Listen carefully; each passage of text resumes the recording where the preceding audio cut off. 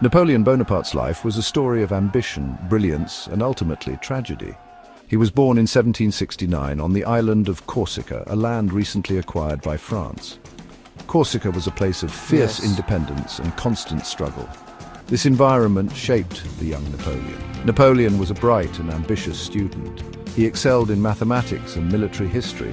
He received a scholarship to study at a prestigious military academy in France. This was a turning point in his life. It opened doors to a world of opportunity. At the age of 16, Napoleon graduated from the military academy.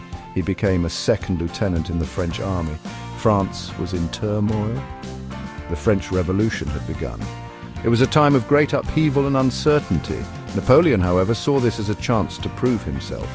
The revolution brought chaos, but also opportunity. Napoleon's military skills quickly became apparent. He rose through the ranks. He distinguished himself in campaigns in Italy and Egypt. Napoleon was ambitious and ruthless. He was also a brilliant strategist. These qualities would propel him to the forefront of French politics. The French Revolution had thrown France into chaos. Out of this chaos, Napoleon Bonaparte emerged as a powerful figure. He was a brilliant military strategist. He won victory after victory for the French Republic. His victories made him very popular with the French people. One of his most famous early campaigns was in Italy. He was outnumbered there by the Austrians. However, Napoleon used his tactical brilliance to defeat them time and again. His victories in Italy made him a hero in France. They also showed his ruthlessness. He was not afraid to sacrifice his own men to achieve victory. Napoleon's star continued to rise. He was given command of the Army of England. France was at war with Great Britain. However, Napoleon knew that a direct invasion of England would be very difficult. Instead, he focused on campaigns in Egypt. He hoped to disrupt British trade routes to India. Napoleon's Egyptian campaign was ultimately a failure. However, he was able to return to France in triumph. He had a knack for propaganda. He presented himself as a conquering hero. The French people loved him. In 1799, Napoleon seized power in a coup d'état. He became first consul of France, marking the end of the French Revolution. This began Napoleon's dictatorship.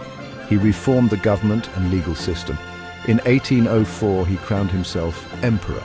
The grand ceremony was held at Notre Dame Cathedral. Napoleon's reign brought many reforms and military conquests. As emperor, his power was absolute. Napoleon was a brilliant leader and a ruthless dictator. Napoleon Bonaparte is widely regarded as one of the greatest military commanders in history. His strategic brilliance and tactical genius led France to victory in numerous wars. Napoleon's success stemmed from a combination of factors. These included his innovative use of artillery, his ability to inspire his troops, and his mastery of logistics. One of Napoleon's most famous victories was at the Battle of Austerlitz in 1805. This battle is often cited as a masterpiece of military strategy. Napoleon faced a larger force of Austrians and Russians. He used a cunning deception plan to lure them into a trap. The French army then decisively crushed the enemy. Another key to Napoleon's success was his understanding of the importance of speed and mobility. He revolutionized warfare by relying on rapid marches. He would catch his enemies off guard. His armies could cover vast distances in short periods. This allowed him to strike quickly and decisively. He often took his enemies by surprise. Napoleon's victories had a profound impact on the map of Europe. He expanded the French Empire through a series of wars and alliances. At the height of his power, Napoleon controlled most of continental Europe. His empire stretched from Spain in the west to Poland in the east. By 1812, Napoleon's power seemed unchallengeable. He had conquered most of Europe. However, his greatest mistake was yet to come. In June of that year, Napoleon led his grand army into Russia. It was a disastrous decision. Napoleon's invasion of Russia was prompted by Tsar Alexander I's decision to resume trade with Great Britain. Napoleon saw this as a threat to his continental system. This system was designed to weaken Britain's economy. Napoleon assembled the largest army Europe had ever seen. Over 600,000 men marched eastwards. They were confident of victory. The Russians refused to engage in a decisive battle. They retreated deeper and deeper into Russia. They adopted a scorched earth policy, burning everything they left behind. This denied food and shelter to the invading French army. The French army was ravaged by hunger, disease, and the bitter Russian winter. As the Grand Army advanced, it became increasingly stretched and vulnerable. The Russian winter set in early. Temperatures plummeted far below freezing. Napoleon's soldiers were ill-prepared for the harsh conditions. Thousands died from exposure. The supply lines were overstretched. The army was running out of food and ammunition. Section 6. The Emperor's Twilight. The disastrous Russian campaign marked a turning point in Napoleon's fortunes. His army was shattered. He had lost hundreds of thousands of men. His enemies, sensing weakness, rose up against him. Great Britain, Prussia, Austria, and Russia formed a new coalition.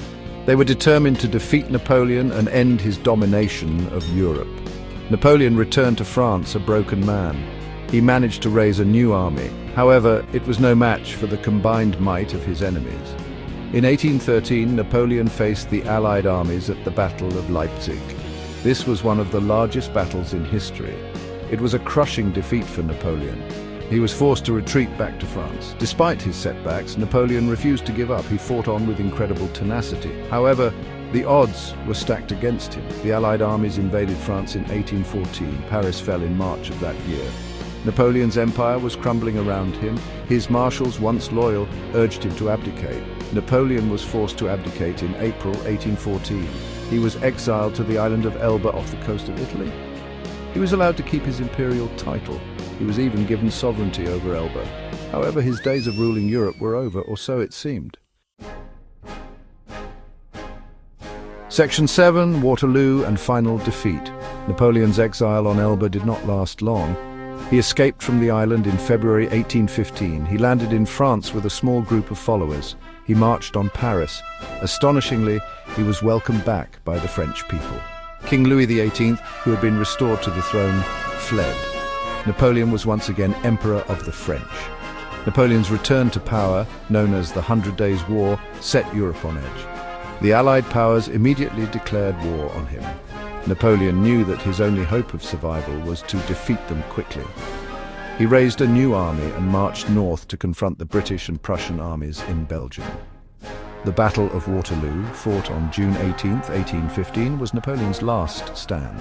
It was a close-fought battle. However, it ended in a decisive defeat for the French. Napoleon's army was routed. He was forced to flee the battlefield. This time there would be no escape. The Allies were determined to remove him from power permanently. Waterloo was a watershed moment in European history. It marked the end of Napoleon's reign and the end of the Napoleonic Wars. The battle also had a profound impact on military tactics and strategy. It cemented the importance of combined arms warfare. Section 8. Exile on St. Helena. After his defeat at Waterloo, Napoleon surrendered to the British. He was exiled to the remote island of St. Helena in the South Atlantic. St. Helena was a bleak and isolated place. It was a far cry from the palaces and battlefields of Europe. Napoleon spent the rest of his days there as a prisoner of the British. Napoleon lived out his days in a small house called Longwood. He was kept under constant surveillance. He was not allowed to leave the island. Despite his circumstances, Napoleon remained defiant. He spent his time dictating his memoirs. He presented himself as a martyr to British aggression. Life on St. Helena was monotonous and frustrating for Napoleon. He was surrounded by British soldiers and officials. He missed his family and his former life. He often clashed with the British governor of the island, Hudson Lowe. Napoleon's health deteriorated in exile. He died on May 5, 1821, at the age of 51. The cause of his death is still debated. Napoleon's exile on St. Helena has been the subject of much debate. Some historians argue that he was treated cruelly by the British. Others maintain that his imprisonment was necessary to prevent further bloodshed in Europe. Section 9. A legacy forged in victory and defeat. Napoleon Bonaparte's legacy is complex and multifaceted. He was a brilliant military commander, a ruthless dictator, and a charismatic leader who inspired both admiration and hatred. He left an indelible mark on Europe and the world. His conquests and reforms reshaped the political and social landscape of Europe. Napoleon's military genius is undeniable. He revolutionized warfare with his innovative tactics and strategies. His victories at Austerlitz, Jena and Friedland are still studied in military academies around the world. Napoleon's campaigns inspired a generation of soldiers and strategists. Beyond his military achievements, Napoleon was also a skilled administrator. He centralized the French government, reformed the legal system, and established the Bank of France. His Napoleonic Code, a comprehensive legal system, is still the basis for civil law in many countries today. Napoleon's legacy is not without its dark side. He was a dictator who suppressed dissent and waged war relentlessly. His conquests caused immense suffering and loss of life. His empire was built on the backs of millions of soldiers and civilians. He remains a controversial figure. He is both admired for his achievements and condemned for his ruthlessness.